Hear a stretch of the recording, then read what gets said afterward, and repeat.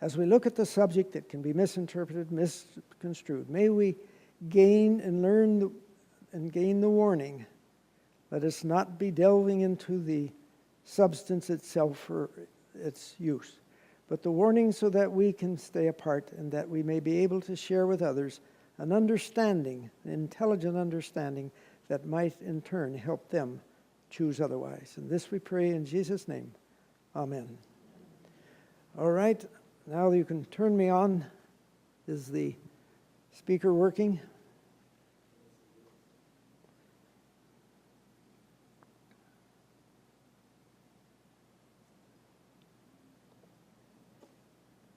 You like the birds? I've got beginning and end of most of my lectures. I have 13 lectures on this subject. I'm not going to bore you with them, all of them. But let us go forward. I like this painting because it gives us the thought of the way. Oh, okay. This is where the Christ is bending over the doctor. We'll wait for it a bit here.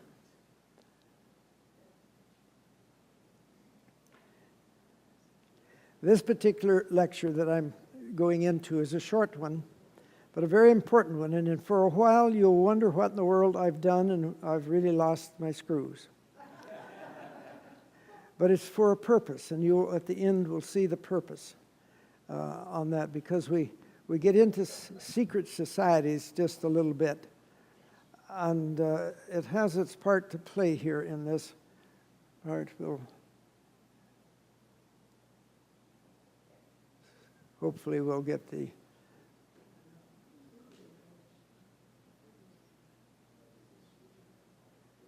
on that part. What I wish to do with this particular presentation is to be able to help one understand that not only can we lose eternal life by delving into these things and accepting them, because when we do, we are accepting false gods. But this very type of practice is being used as one of the aspects of bringing the world together under one world religion. It's a very prominent part of that isn't generally recognized. So you carry a little magic, do you? You got to watch him. Thank you. All right. Here we go. Babylonian mysteries in the Christian civilization. What do I mean by that? Well, we looked this morning at Babylonian spiritualistic mysteries, that spiritualistic mysteries of the ancient Babylonian religion, which was the people at the high up had a totally different understanding from the people down below, the common person. They were taught one thing, and those higher up had a totally different direction and belief. And so now we're wanting to look at that confusion that brought on, how we know that it went through the Eastern religions, Buddhism, Hinduism, Shintoism, all of those in the East. But in the West, the same doctrine was carried on in a disguised form, was not so recognized. And it says for 2,000 years, its purpose was to undermine Christianity. And now they come together and they call it East-West. You heard that expression? That's a common expression, East-West. They've joined together their forces for this purpose. So let's go forward and you'll see a little more. For you were once darkness, but now you're light in the Lord. Live as children of light. Have nothing to do with the fruits of darkness, but rather expose them. Ephesians 5:11. If you were to go on the internet, Ephesians 5:11, you'll find a website put there by a Catholic man in India doing the exact same that I'm doing. In fact, he has a great deal of my book on his website. He's dead now, but we corresponded for a while.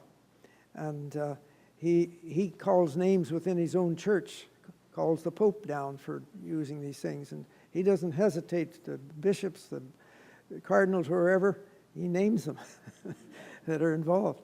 on that score, but he's correct. So this is why he uses this Ephesians 5:11 as his name for his website.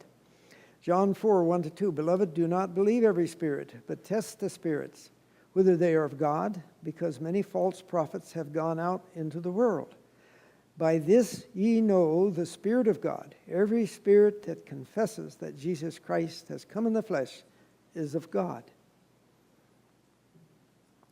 This movement does not confess that Jesus Christ was the divine Son of God. He was just another great person like Buddha and so forth. To another, the working of miracles. To another, prophecy. To another, discerning of spirits. To another, different kinds of tongues or languages. To another, the interpretation of languages. So here we have 1 Corinthians, the comment that the gift of discerning of spirits. I think I've taken much of my material from people that were given that gift, and as their writings, I think of Ernest Steed and others, and I've simply brought together what others have put together. And so this was one of the gifts of the Spirit, is for certain individuals in the world to be able to recognize that and to help others see the deceptions. For what do righteousness and wickedness have in common, or what fellowship can light have with darkness? What harmony is there between Christ and Belial? All right, in the pagan civilization that we learned about this morning, the medical dogma and practices were based on astrology and dualism. The book one of the main books I had on Hinduism says 100% of their medical therapies, or their therapies, was based in astrology. The same of a book in the Chinese traditional medicine, based in astrology. Now, you know what the Bible tells us about astrology. Should settle the issue. The dogma of the vital force, that's one of those names, the imbalance as a cause of disease. Many methods used to attempt to restore balance. And so this concept of restoring the balance because I'm sick, because the energy is out of balance, I use these methods. You see how it's founded in this concept of this belief of the false story of creation and of astrology, all hooked together. Health maintained by following Jehovah's laws. That's our way. God gave information as to diet, hygiene in the Exodus. The information given was for prevention of disease and is the fundamentals of public hygiene and public health today. So God's system has stood the test of time. The other systems have not. The Hebrew nation believed in a creator God, and they believed health was attained by following Jehovah's spiritual and physical law. And remember this verse we read earlier today, if thou wilt diligently hearken to the voice of the Lord thy God, will do that which is right in his sight, will give an ear to his commandments, keep his statutes. I will put none of these diseases upon you which I have brought upon the Egyptians, for I am the Lord that healeth thee. I think maybe last night we read that. Let's go back to when Israel was taken captive about 606 BC. Remember, Daniel went to Babylon and his friends. And they were there 70 years in captivity. Been predicted, I think it was Isaiah that had predicted the 70 years. And at the end of the 70 years, they returned to Canaan. Now, do you remember why God allowed them to be taken captive? What was they doing that God allowed this to happen to them? Worshipping false gods, idol worship, so forth. But when they came back, never again did they get into actual idolatry. But the devil hadn't given up yet. And he brought in something else. And following this return, a secret society was found in Israel. Nobody knows exactly when it started. Now, it's spelled many different ways, and I spell them probably some that aren't even spelled that way. But the Kabbalah, and they're pronounced different ways. You may hear a difference, but I have it there one simple way. This secret society is considered the granddaddy of all secret societies. Actually, in ancient Babylon, secret societies came out of Babylon, and you will find around the world in the pagan institutions, American Indians here had their own secret societies. They dug holes in the ground and cover over the top, and they met in an underground place and things of this nature. I've seen those places. So this concept of a secret society, those up on top have a different belief of religion than the ones at the bottom of the ladder. And so throughout the world this went. The Kabbalah in the Jewish was felt probably made up of combinations of Zoroastrianism, which was simply a continuation of old Babylon religion with some twists in it. And it's actually a worship of Nimrod. And then there was Judaism, and then the mysticisms of Babylon, the Chaldeans, put together in a secret society called the Kabbalah, and it promoted mystical healing practices based on dualism. This is a symbol of the Kabbalah organization. Now, it's not so secret anymore. It's common and hip for the people of Hollywood to join in and be the Kabbalists and so forth. But it was the granddaddy considered by those that are writers of the history of secret societies. And that gives you a little idea. What did they bring? What was their theosophy? What was their dogma? It was considered a key to the occult sciences. The dogma is of theosophy. Theo, God, osophy, the study of God, but a mystical insight to God. And they had a magical healing system, maybe using alphabet letters, perhaps wearing a different, the rabbit's foot, or wearing different things. All of these amulets and so forth were considered part of this. Mystical arrangement of numbers, just the way they put the numbers or put letters. The amulets and the talismans, and then using of mineral compounds. Mercury was a great choice down through the ages, not understanding its deadly poison. All right. Here's a symbol, if they would put at the head of a newborn child to prevent illness. Another one, the arrangement of the letters and so forth. Protective talisman for the newborn against illness and the evil eye. Now, if you were going to get a couple married, they would form a bowl. The potter would make a bowl, and then they would inscribe within it, bake it, and give it to them for good luck and good marriage, so forth. And about 2,000 of these are known today to exist. There's a little city by the name of Safat that's about 15 or so miles north of Lake Galilee in the hills. It's actually a Palestinian city, but there's a Jewish section. And my wife and I were driving through Israel, had a rented car. We went past a sign and pointed up a hill where the road went and said, "The home of the Kabbalah," says we're going. And so we come up, and this is down the main street of this little town. Very interesting. There's a larger modern part of town, but this is the old town. And we come to a place in that street where you had a little alleyway, and we're looking down the alleyway, and there's a sign in the Jewish section that says, "Do not take pictures on the Sabbath." Well, we're fortunately not there on the Sabbath. But I did run into, and that shows it down inside this little city what the streets are like. It's an ancient place. And one of the instructors of the Kabbalah I came in contact with, and so I'm asking his permission to take his picture. And he's really irritated, and he's saying no. But my wife is taking pictures. So it didn't, fortunately, to have that one, it's been used ever since. A little synagogue in this area, an ancient synagogue. In 1947, when Israel was given their position as a country, and 6 nations attacked them all at once, the Jews up in this little section were caught right in the middle of everything, and they had Palestinians attacking them from all sides. But fortunately, a company of Israeli soldiers were able to ascend a steep slope on the backside, get up there, and able to save the city and the people on this area. Now, You've heard of Gnostics. Well, you heard also of Simon Magus.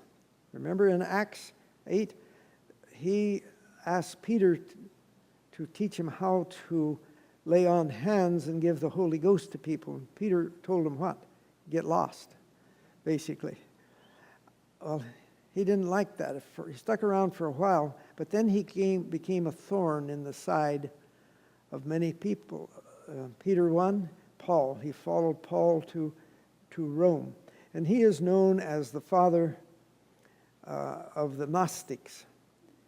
And we see here Simon Magus, founder of the Gnostics, practitioner of mystical healing, pantheism, monism, and nature worship.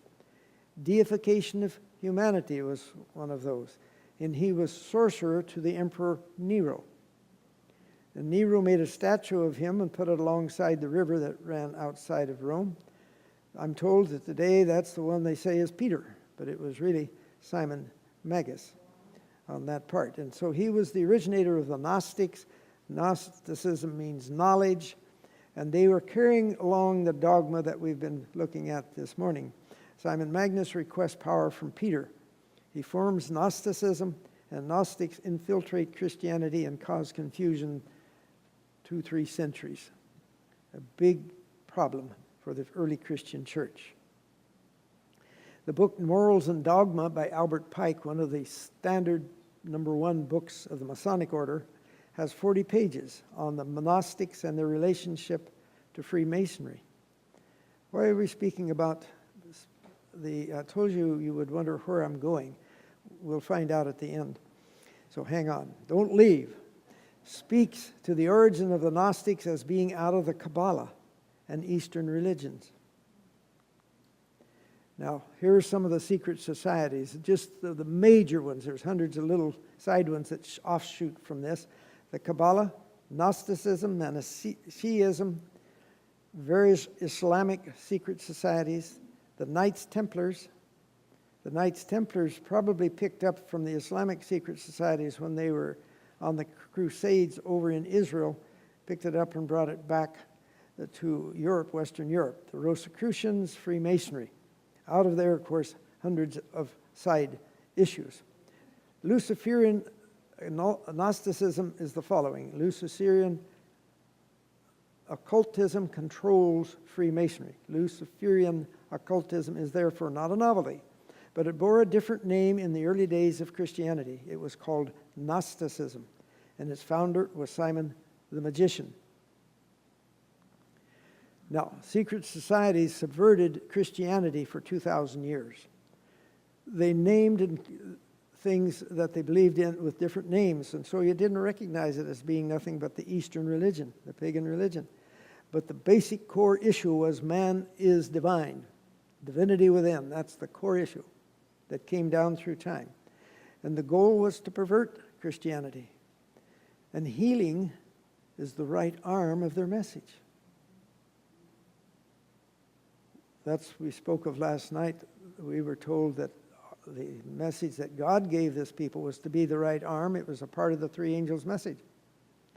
And the devil has his own. And it's worked like a charm for him. Promotes Luciferic worship in disguised form.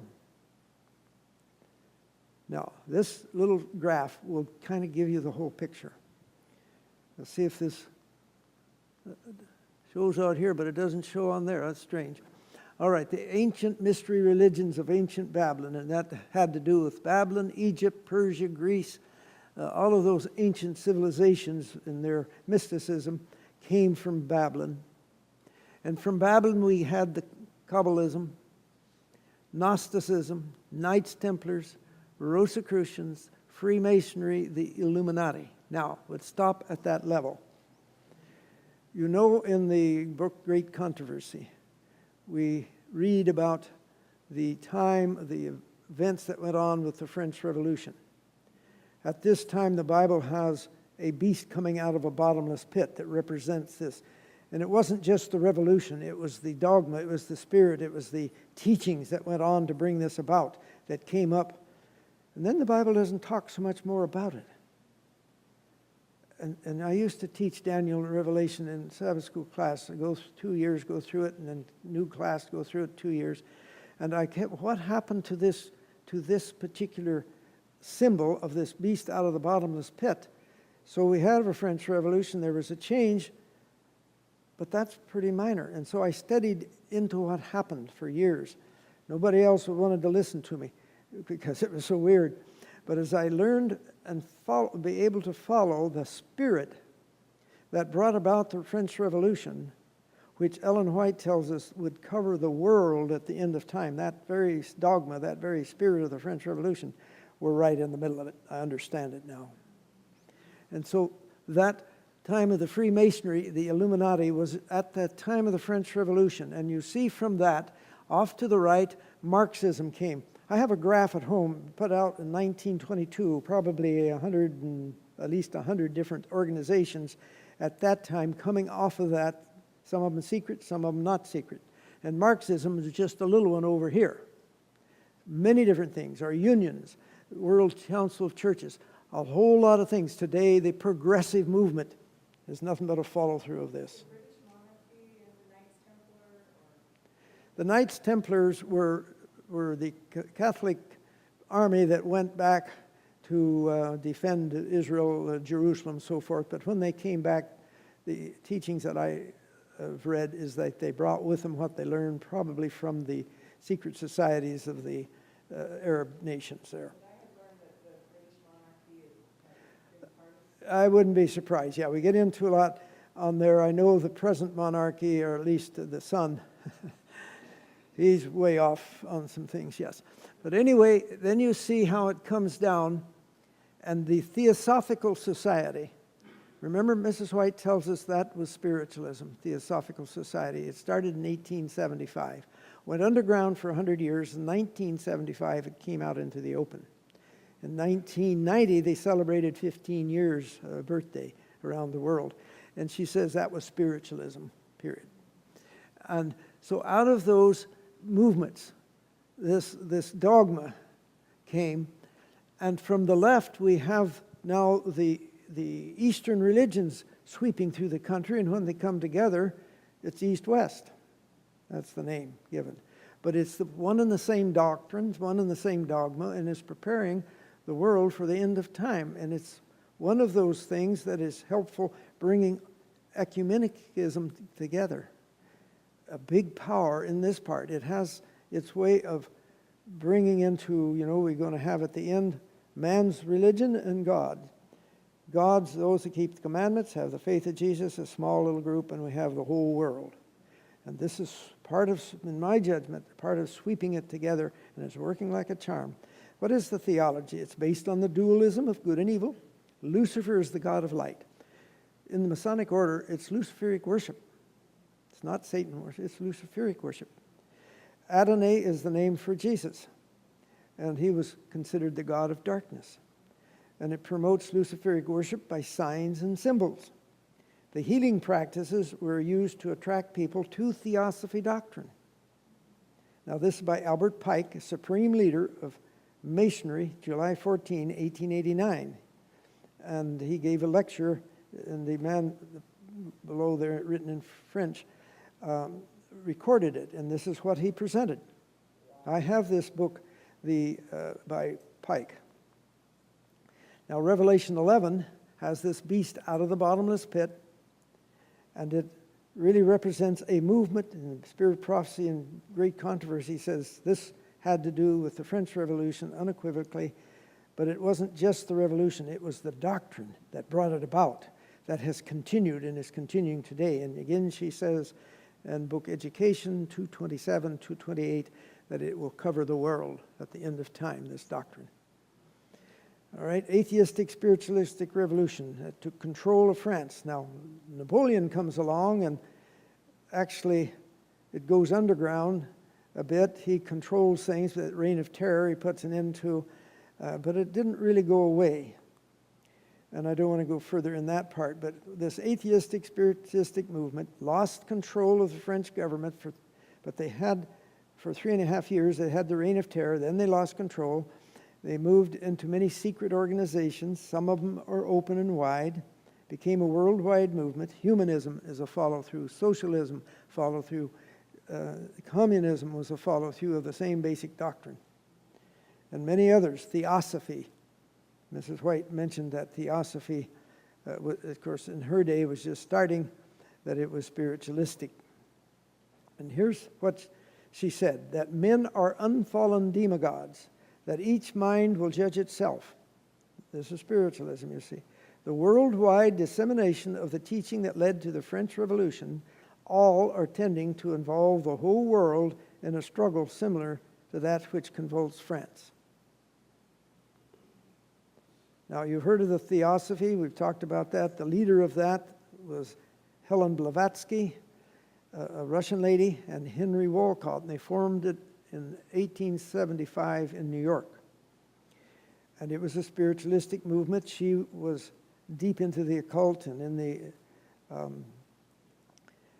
connection in that way. She went to Tibet for years to study this part, and they then went secret for 100 years, and it came out. It's now known as the New Age movement. We'll get a little bit more on that because there's a couple other people involved in between here. Now referred to today, that you don't hear the New Age movement, you hear progressives. Globalism. What do you think we got going on around this country? Yeah. Theosophical Society, Helen Blavatsky, a co-Mason, a member, and Blavatsky had direct connection with the spirit world. And this was her guide. Then, when she died, Annie Besant, and they had in France, women were in the Mason organization, they had their own. Annie Besant became the second president. When she died, Alice Bailey, a lady living in the United States, here in California, carried on the program. And she promoted the doctrine of Freemasonry. And this Alice Bailey, now watch this real carefully, by spirit dictation, she wrote 24 books, or 20-some books here anyway, which are the absolute foundational material for the New Age movement. It's like Ellen White for the Adventists giving the commentaries on the Bible.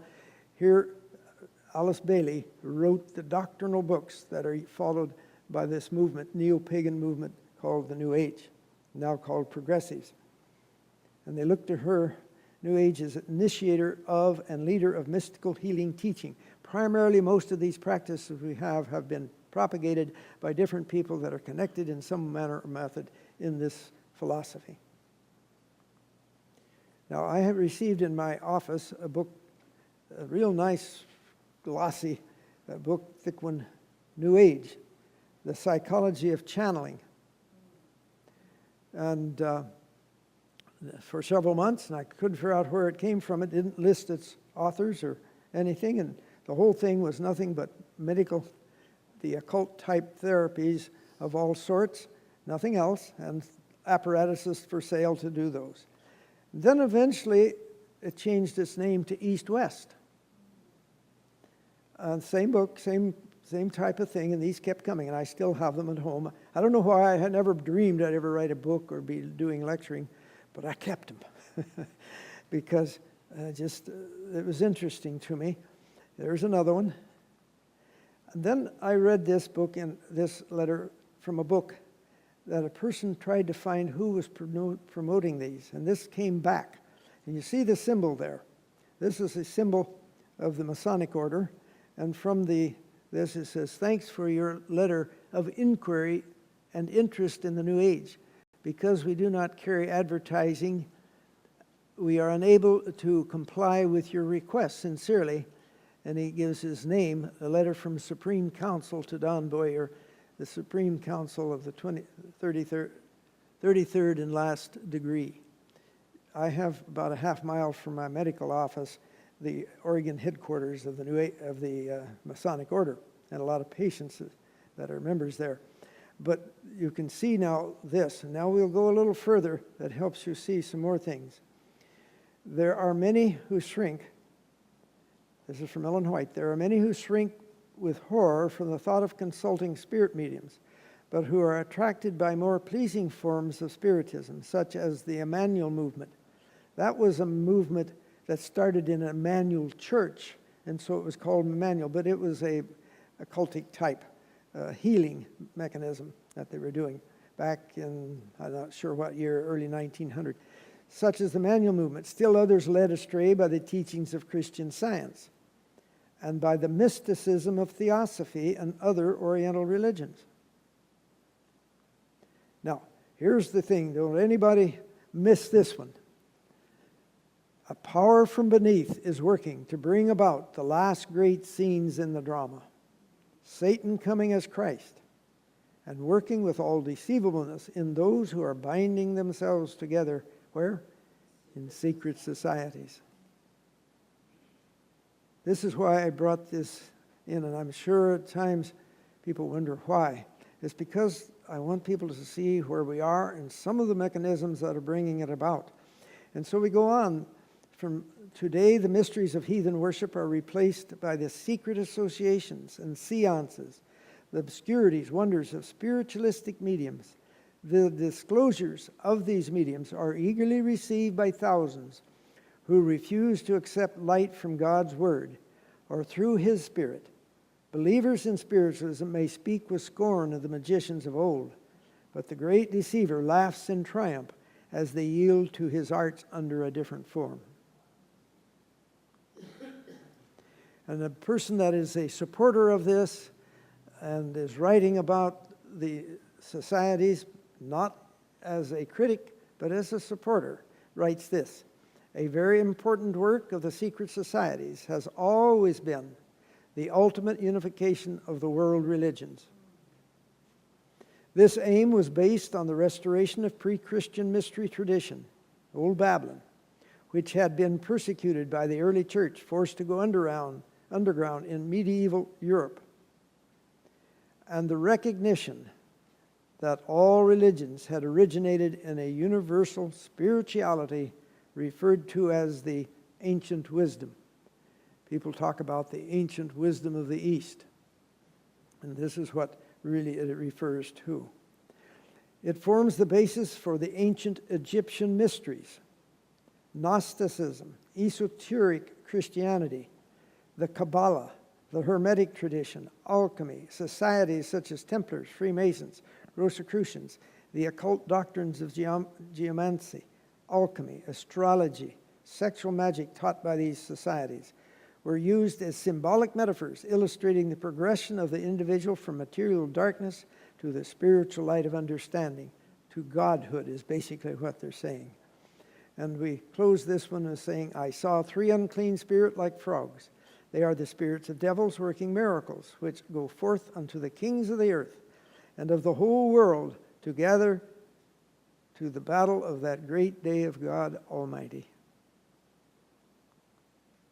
And that closes that short one. I will put the other one on here shortly. We want to look at meditation and the Hindu contribution to this whole scene.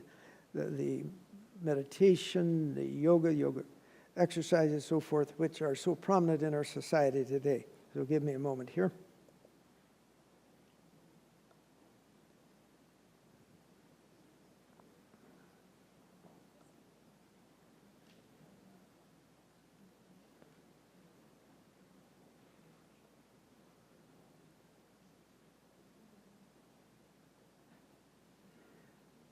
Was anybody had a particular question on what I had presented there?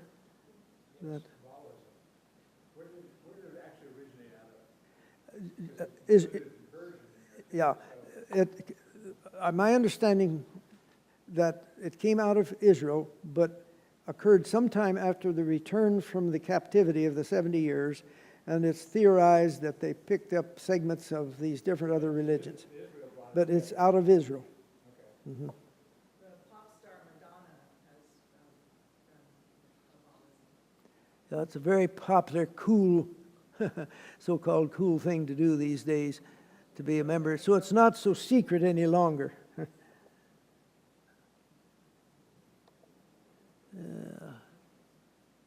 Hit the wrong button. There we are, our feathered friends.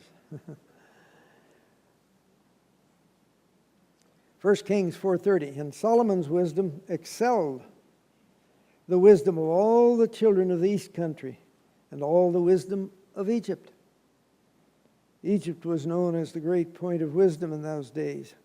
1 Kings 4:34, and there came of all people to hear the wisdom of Solomon from all the kings of the earth, which had heard of his wisdom. For you have forsaken your people, the house of Jacob, because they are filled with eastern ways. They are soothsayers like the Philistines, and they are pleased with the children of foreigners. Wisdom of the East. Ayurveda is the healing aspect of Hinduism. It's a component part of Hinduism, but that's the name given to their healing segment. The religions of the East, the origin, remember the blending of a two-part universal cosmic force of some name. Then their pursuit in life is to move this energy through them in such an efficient manner that it promotes a higher and higher level of spirituality, and eventually they move into godhood and they escape reincarnation. The goal, to join the spirit world of nirvana and enjoy eternity in bliss. It's a counterfeit of the plan of salvation that we understand.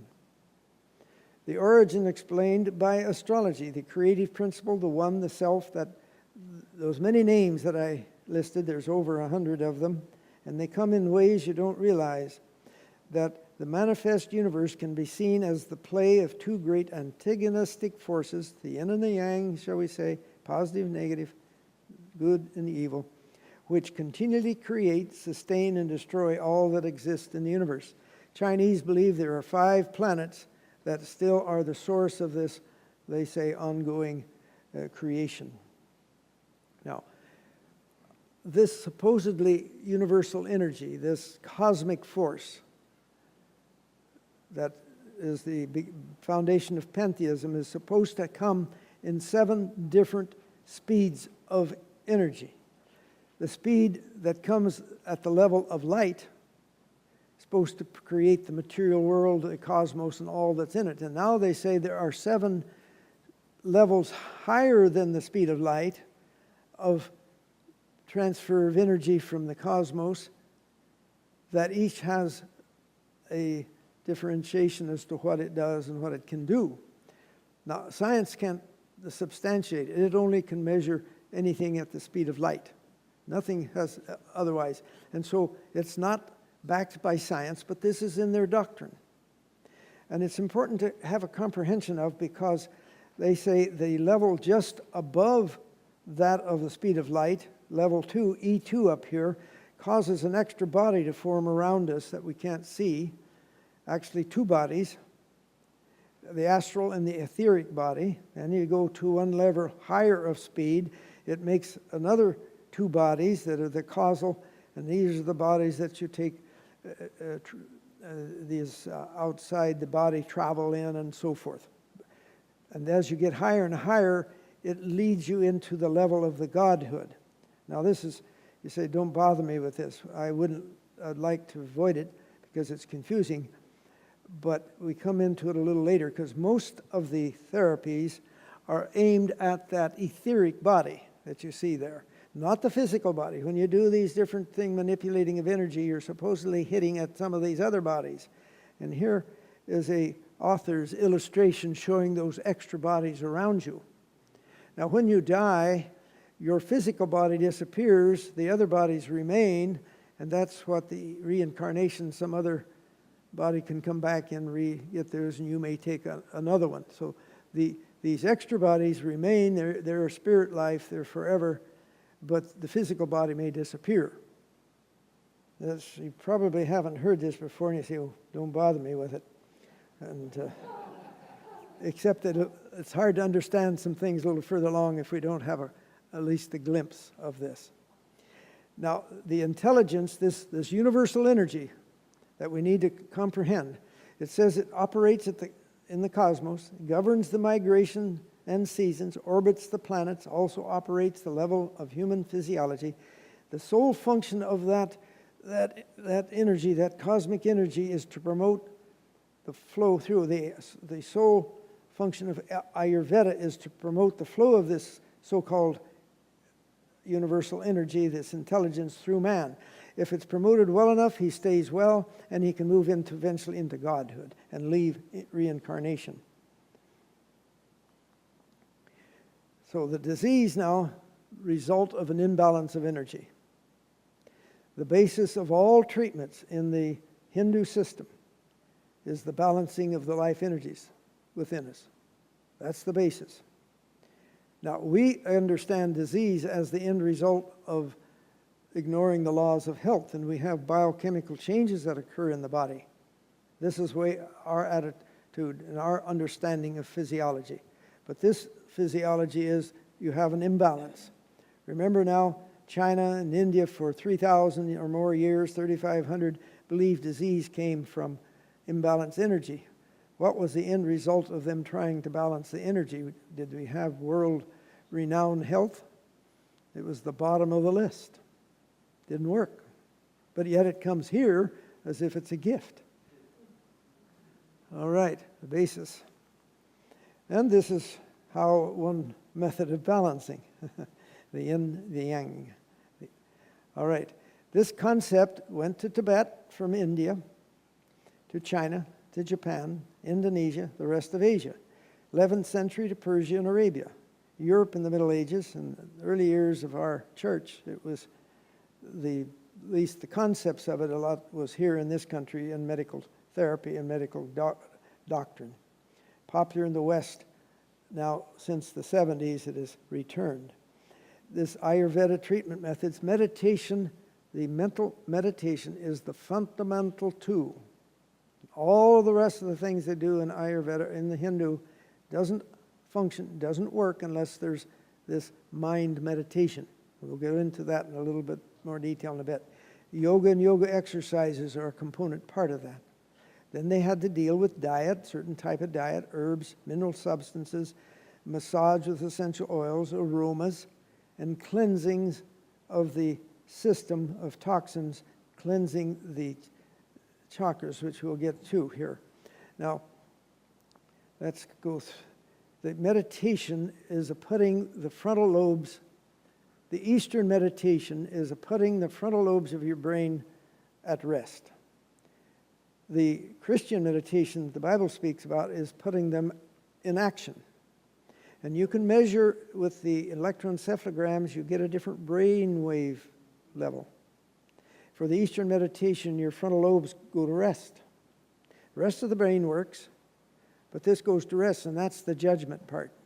That's the one that opens up for other influences. And this is where the problem comes in. And where it sneaks in certain types of prayers and we don't realize what it is, we're cutting out our defenses spiritually.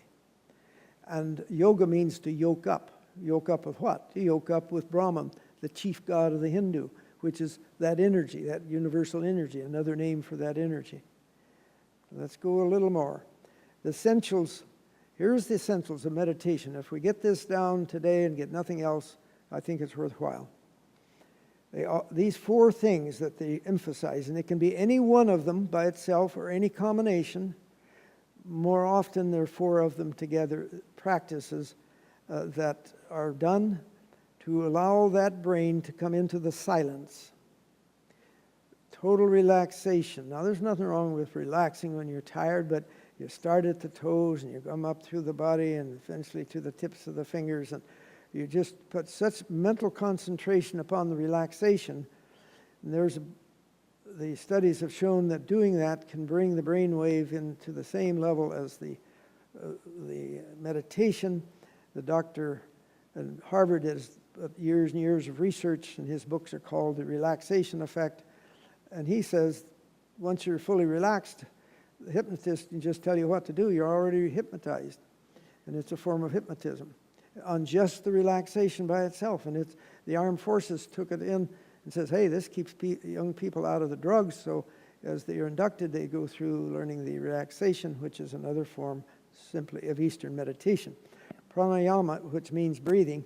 And whenever you get into a system that puts a lot of emphasis of concentrating on your breath, deep breath, breathe in, say a word, breathe out with a word, or different variety of things, you can go into a trance just on the breathing alone, into a mental trance.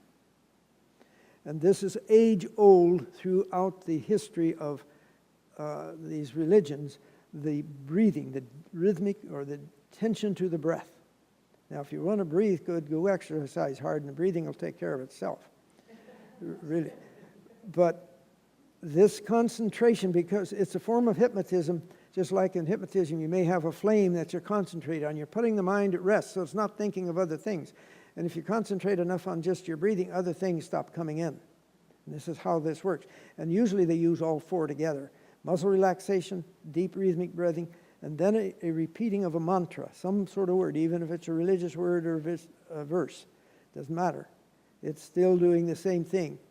And this asanas, I used to call it asanas, but I went to India and found it's asana. A particular posture you want to get into, and usually it's the yogic posture that we see. These four things are the fundamental and putting the brain in silence. So it's not the frontal lobe. You'll be wide awake, but the frontal lobe has been put at rest. And that opens the brain up for other things. Now, here's some styles of meditation. I've taken this from a book called Medical Meditation. And this author claims it's the highest level. He used to do research with the doctor that does the relaxation. It promotes the relaxation part. This doctor says this Transcendental Meditation, you've heard of that. That became popular due to the Beatles, you know, that musical group. They popularized that in the United States. It also came in as a religion and got into the public schools. But it was sued and they put it out and they changed some of the terms and came back in, and now it's science, you see. And Mrs. White told us these things would come in as science in the mind. Yeah. So it's happening right down. Transcendental Meditation, I gave a lecture like this for a weekend back in Massachusetts, and near our college there. And there's a large ashram, Buddhist ashram, right near there. And when I got through, I mentioned in this lecture that in the Transcendental Meditation, when the person is being initiated into it, he comes in and he's given a word to use for his mantra over and over. And that mantra is the name of a Hindu god. And what he's doing when he does this is calling on that god to possess him. After the lecture's over, a young black man came down to see me, a real nice looking guy, about 24. He says, "How did you know that?" Oh, I said, I read it someplace, of course. I don't remember every fact where I got it. Well, he says, "You're right." He says, "I was a member of that ashram. I had to kneel before an altar that had two Hindu gods in it, and they gave me the names of those two Hindu gods, and that was my mantra." So that TM, Transcendental Meditation, that swept the world back in the 70s. And then other things came along. Yoga. Yoga means to connect. And you're trying to connect with the Hindu chief god Brahman. And you do this by positions that allow the energy supposedly to go through your body in just a certain manner to promote the flow of this cosmic energy. And when it gets up to a certain level, then you attain godhood. You get out of reincarnation. And nowhere are these used as, quotes, medical things in this Eastern religions. Here it's all to relax, it's for stress and so forth. But that isn't its use. It's a fundamental doctrine of the counterfeit religion of salvation. And let me ask you, do you think maybe it might be Satan's ground? 3,500 years being used for reaching godhood of yourself? Now let's call it Christian yoga. Doesn't match. And I just take the good out of it. This is what I hear from doctors, from others, and we know all that religious stuff, but we're not bothered with that. Can you separate it? That's the question you and I need to answer in our minds. And we have a handout that before you leave, be sure and get, that I think will answer that for you. It's written by a lady that was in that for 40 years. She came out, and she puts it straight. She was head of a temple or so in a monastery of women nuns in that part, and she really puts it straight. She came into Christianity, and she says there's no way you can separate it. Whether you want to or not and plan not to, it'll nail you in one manner or another. And I've heard him sell it that way too, over and over, so many different things. Have you? Good. Down there. Now, have you heard of mindfulness? Do you know what it is? No. I didn't either for a long time. Yes? In the school nurse meetings I go to, it was referred to, well, someone was really excited there that they were bringing it into the schools, and they were so excited because it was meditation with the religious terminology removed. It's Buddhism. There's 8 steps to Buddhism to get up to that godhood. Well, what I thought was This, interesting is that's what she said. what? That's what she said. Did she? It's the religious terminology removed. She said that. Yeah. And this is the 4th step. It's nothing but Eastern meditation, as I understand it. But instead of trying to empty your mind knowledgeably, you will let your mind just run at anywhere and not think on anything. You're really emptying it of thinking and of concentration. But it's, quotes, mindfulness. But you're doing the same thing. You're putting reasonable thought at rest. And there's attention to the breathing. Whenever you see that attention to the breathing. Breathing in, you say a word. Breathing out, and so forth. You know what you have. And this has spread through the world like nothing I've ever seen. Portland, Oregon was the first place they gave credit in a high school for doing mindfulness.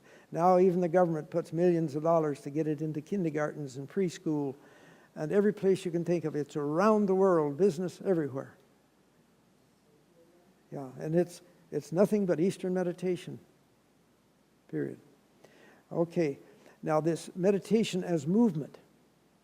You ever hear of Tai Chi? Yes. Martial arts? Yoga exercises? We have an Adventist man, Eric Wilson, that lectures on the martial arts. He was deep into this, got up into the higher ranks. I've produced a paper summarizing his papers. We have a few copies here, and if there isn't enough, the church secretary will print you some more on those. But rather than taking much time here, I'm just put it point blank. It's as deep into this as anything can go. The person that's way up at the top list in this martial arts, and it's on a hierarchy basis. It's built from the different colors of belts to the black and on up. The one at the top is connect straight with the spirit world.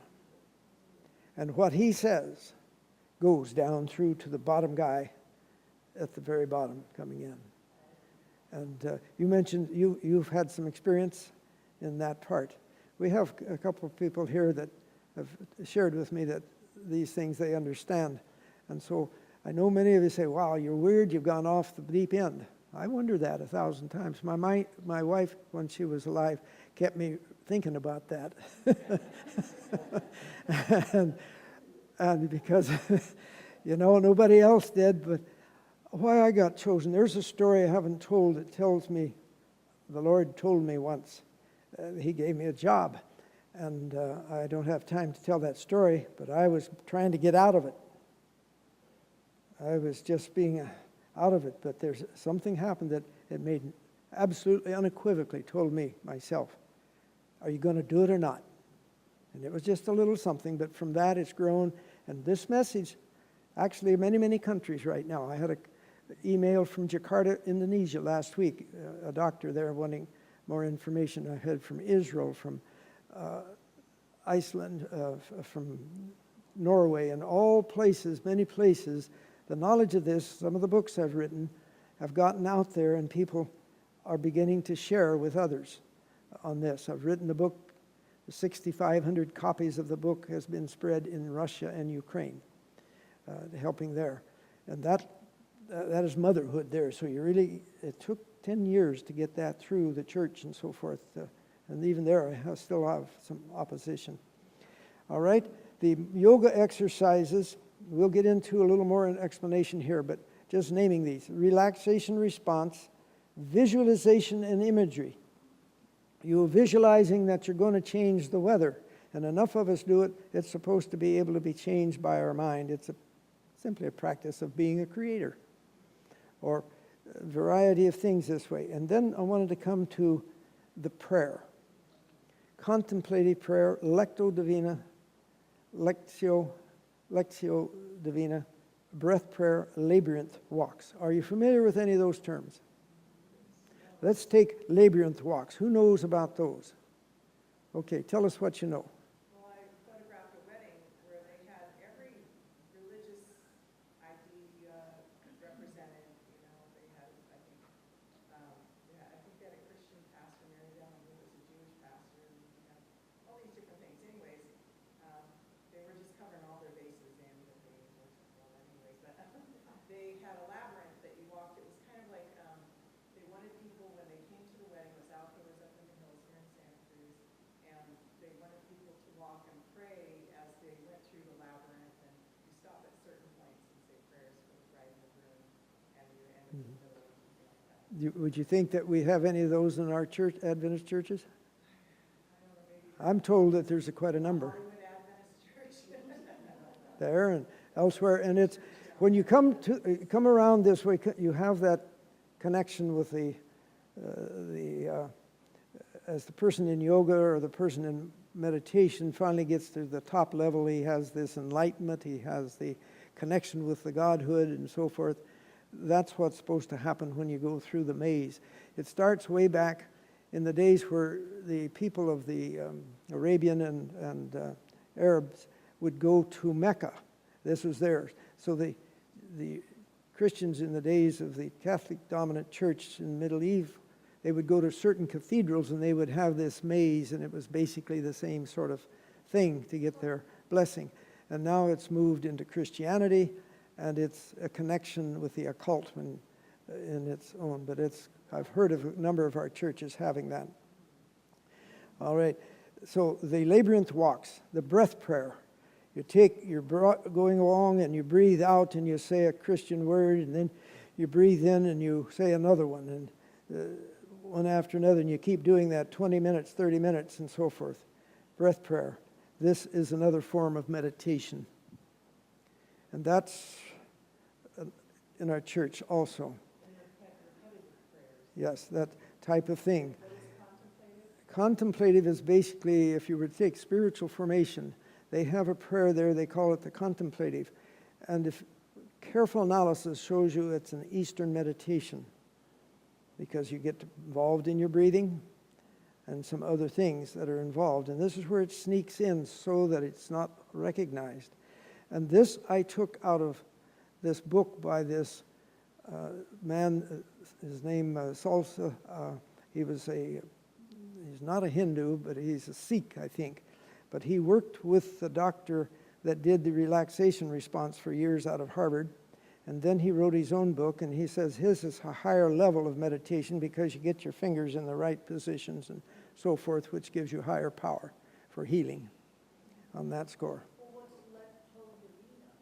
That is taking verses from the Bible, a short little part, and just reading them over and over. There's some phrases. That comes through the Catholic Church. Yeah, basically same thing. All right, let's look at this. You see those, too bad this doesn't work up on the strings. Anyway, those things in the middle are called chakras. Chakra means a vortex of energy. Supposedly our body has 7 chakras, one at the base of this, down in the pelvis, and then in the bladder area, in the middle of the abdomen, one over the heart, in the throat, behind the eyes, and on top of the head. These chakras are supposedly centers that take this universal energy that comes through the nose, the sun energy on the right nostril and the moon energy on the left nostril. It goes down to the bottom, and then this energy moves its way back and forth, undulating up till it finally gets up to the top chakra again. And the meditation of doing this year after year after year supposedly raise this energy up, and you're moving that energy to attain godhood. When you get it to the top, you have enlightenment. There's many different terms, and godhood is basically it that you're supposed to do. And this is what meditation is supposed to do. Move the energy through with such efficiency that you attain godhood.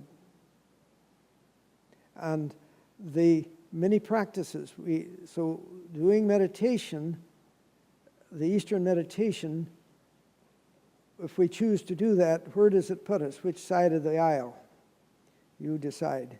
Is it God's method? How does He say we to attain life eternal?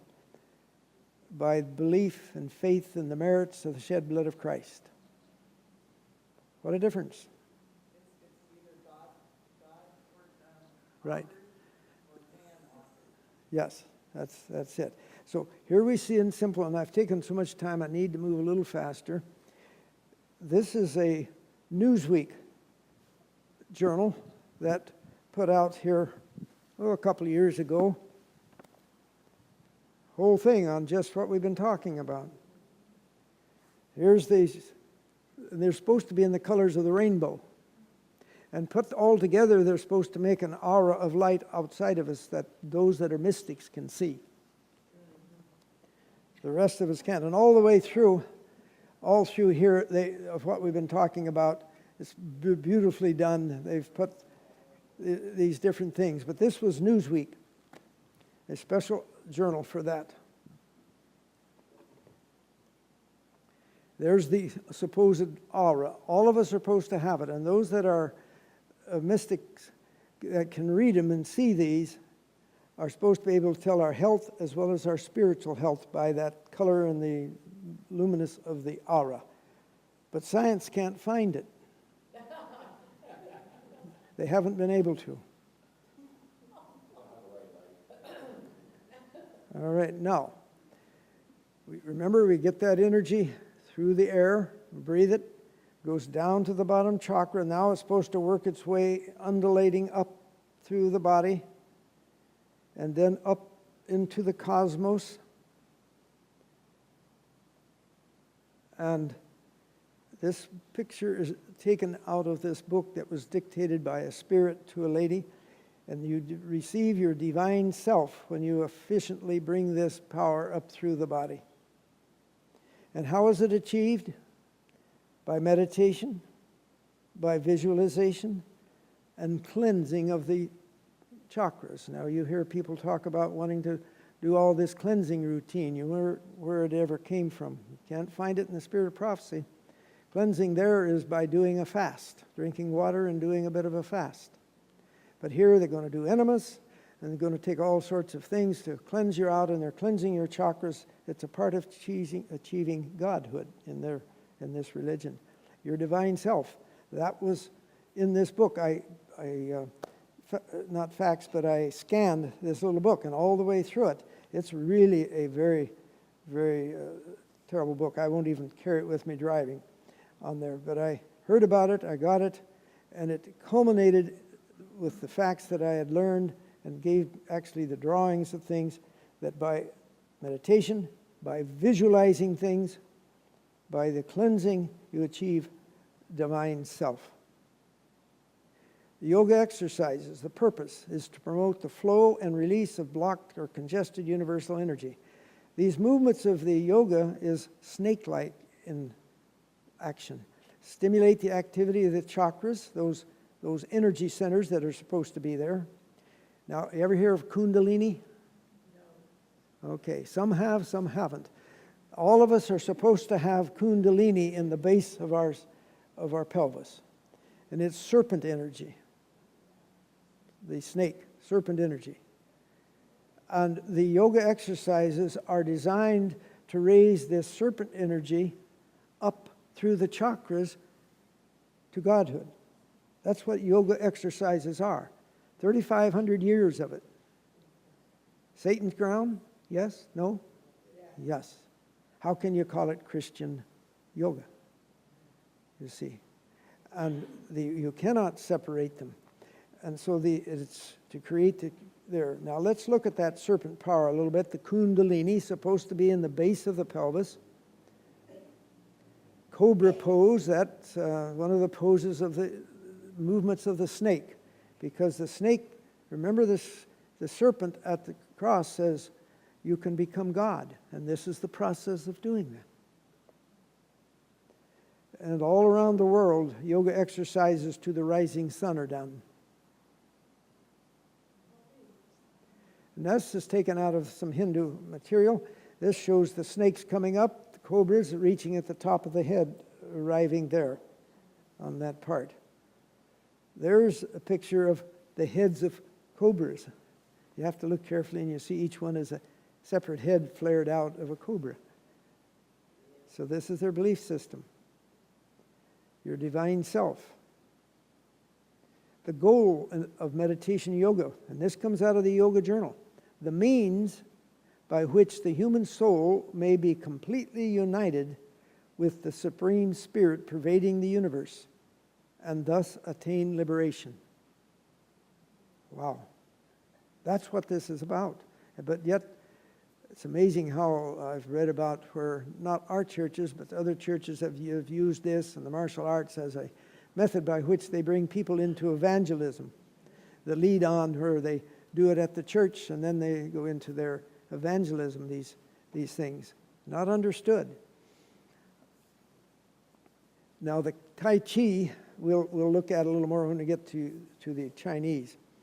The comment from Let Us Reason Ministries, the poses that they so diligently practice in their stretching are named after Hindu gods.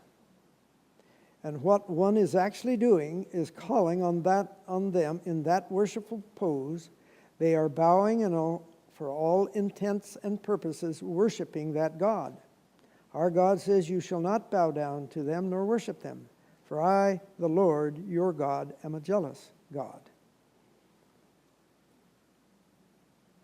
Herbert Benson, he's the doctor that at Harvard University initiated the relaxation response. He searched and researched all of the religions of the world as back as far as he could go, and he found a consistent pattern of for meditating, for being relaxing, for the breathing, and for the position.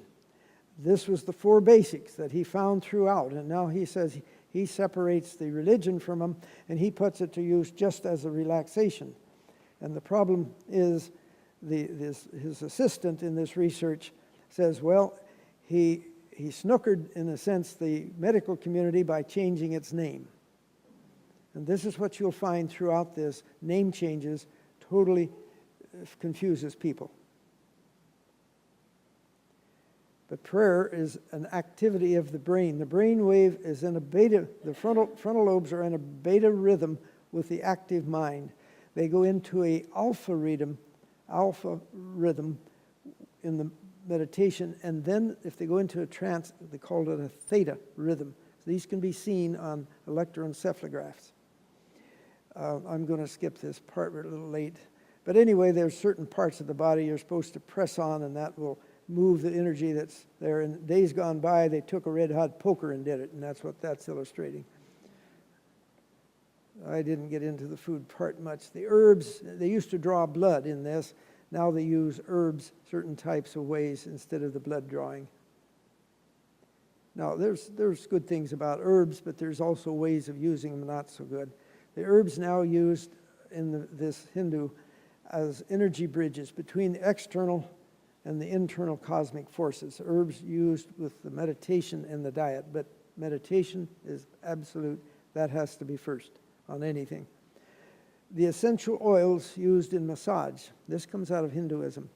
They say there's in these oils this cosmic energy, a certain spirit, a certain level of spirit that is in the oil, and when you take the oil out of the plant, then you can use it and massage those points, and that will correct stagnant energy and things of this nature. Or if you take the aroma and put it in the air, the spirit in the aroma will correct the problems. And it's all based upon that cosmic so-called energy, the chi, the prana, the essence, as Mrs. White said, supposedly this is what is carried on. You may remove all of the original molecules of the substance, but by diluting it and diluting it, the spirit gets stronger and stronger. This is homeopathy. And then you give this as homeopathy doses. This essential oils and aromatherapy is real common through our church. It's a difficult one. I hate to even bring it up because so often people want to argue with me, and I don't want to get into an argument. My book will have a full chapter that makes much better explanation than I can give here. And there's good things. I like the gingerbread smell when I went into my wife's kitchen. There's nothing wrong with nice aromas. You go into a bathroom and they have a little instrument in there that puts out a nice aroma, no problem. It's when we begin to use the spirit out of it for our healing, and it's supposed to be good for the mind. In fact, one of the leading books in this field says, 20 years ago, we didn't dare talk about these spiritual aspects. We only talked about the physical, how it would do and be an antibiotic, it would work as this. But now we're at a stage where we can bring out the spiritual, which is the real essence of the whole subject. And so it's a trap. And now Mrs. White speaks about using eucalyptus oil for a respiratory infection. Where there's a proven biochemical response reaction, not a problem. But they have thousands of these that are not proved to be a biochemical. You go into the place where they have these, you are putting yourself on Satan's ground. So I don't want to go further on that part. The aromatherapy, the book that you get will help you on that. This is the cleansing part. Pancharkama, purification treatment. And every month or so far, the people that believe in this will go through this. They got to clean out the nasal passages. They got to promote vomiting, laxatives, enemas, and bloodletting. Bloodletting is reduced a little bit. It's still done in places, especially even among the Arabs. What's the religion of the Arabs? We have Catholicism, we have Buddhism, and what is the Muslims? Yeah, I understand that they still do this. I had a neighbor who raised black sheep, and some of them come to buy his black sheep for sacrifices. Now, so here we look at this cleansing business. They'll inject stuff into the nose. It makes copious amounts of mucus come. Is that cleaning the nose? Well, it's reacting to foreign substance. Yeah.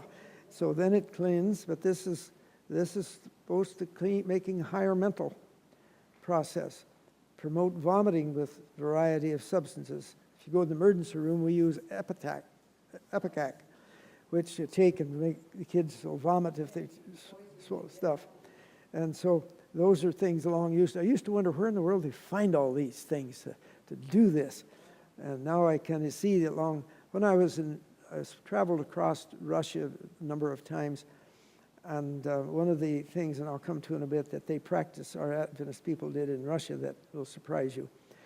The type of therapy, the laxatives, the medications, medicated enemas, and cleansing of enemas.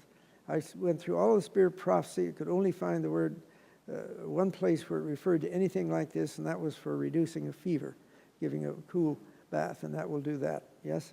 Question. Those pads that you can get, and they'll make they flush your system out, and they get all black. They say they're taking toxins out of your body. Yeah, they'll tell you the toxins. What about that? Yeah, and there's also one where you put your feet in a bath for a half hour and some electrodes in there, and they take toxins out.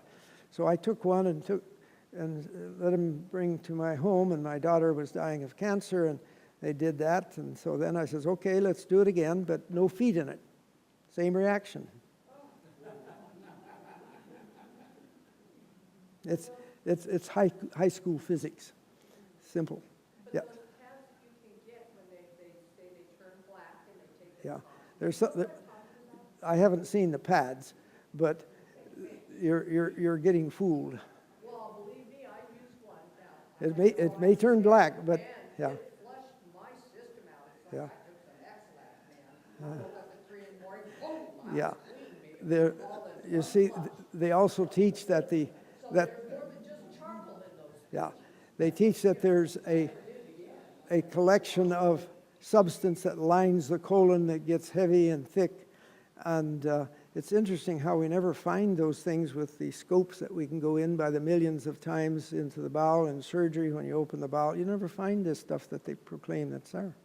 Just isn't there. And I know all of this, and it was one of my relatives that was trying to promote this foot bath business. And it's supposed to take the toxins out. Well, what it is, it's physical chemistry of, it's like if you send some metal to be plated with chrome. The electrical current will carry the chrome across, attach it to the iron.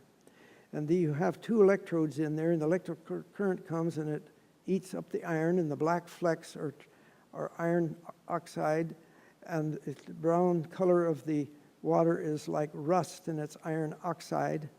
And if you were taking the chemicals out of the body, it would be electrolytes. They say, well, it doesn't touch electrolytes.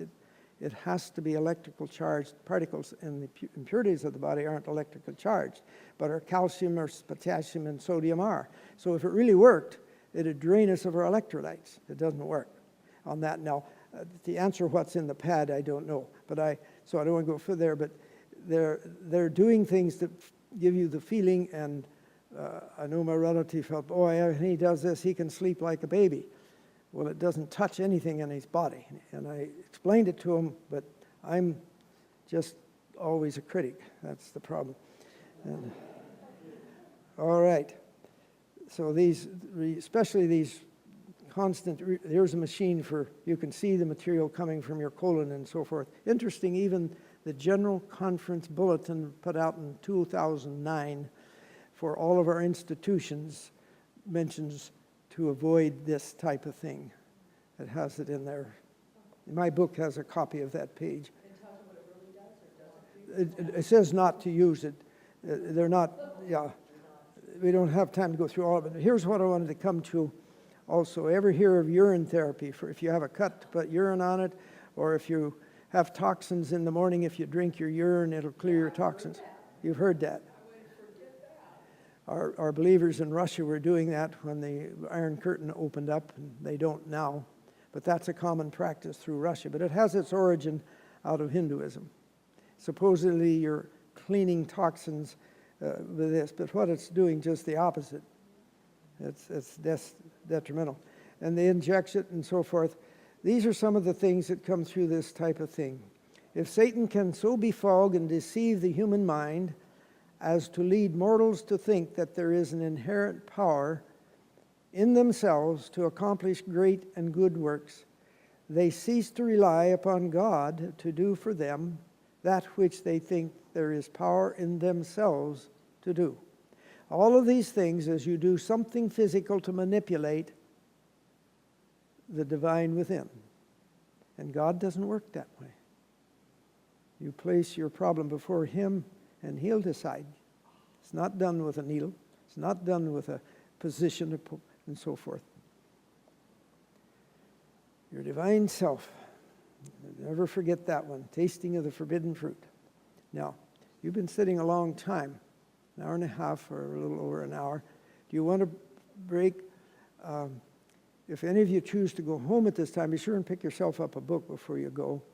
And I wanted to ask, tomorrow we have scheduled a little time. I don't know how many might come back. And what I would talk about tomorrow would be divination and the mind, how to avoid, the best knowledge we have to avoid Alzheimer's disease and dementia. Very practical, up-to-date information. If you want, I'll come tomorrow if there's 5 or 10. If nobody comes, I don't want to show up. But but this will be tomorrow, plus the divination, all right?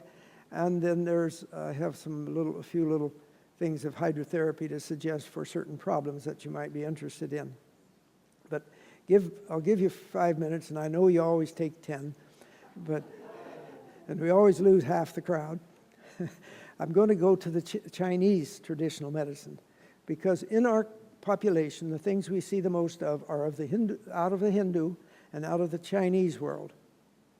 And then, if the people want to stay on long enough, I will get into reflexology and some of that, which has swept through the Adventist denomination. It's nothing but a continuation of a deviation of acupuncture. All right, stretch, wake up.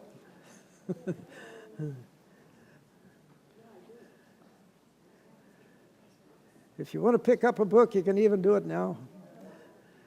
I'm Gary Kynes. Yes, sir. Are you familiar with Dr. Monteith from this area? Did you ever hear of I haven't heard the name, no. yeah, he was a bone doctor.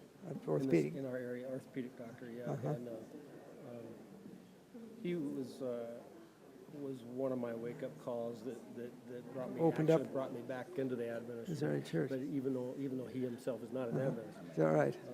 But His name again was? Stan Monteith, Dr. Stan Monteith. No, I have not heard. Yeah, Uh-huh. he died about 5 years ago. But I remember the first time I heard him, he was talking about all of this stuff Oh, that's right. from the evangelical. Okay, very nice. Trying to wake the evangelicals up around this stuff. Yeah. And, Well, there's a few here and there. Will Barron, some of you have heard his name. He's quite a few years ago, he was quite popular in the church, being camp meetings and so forth, and he's been on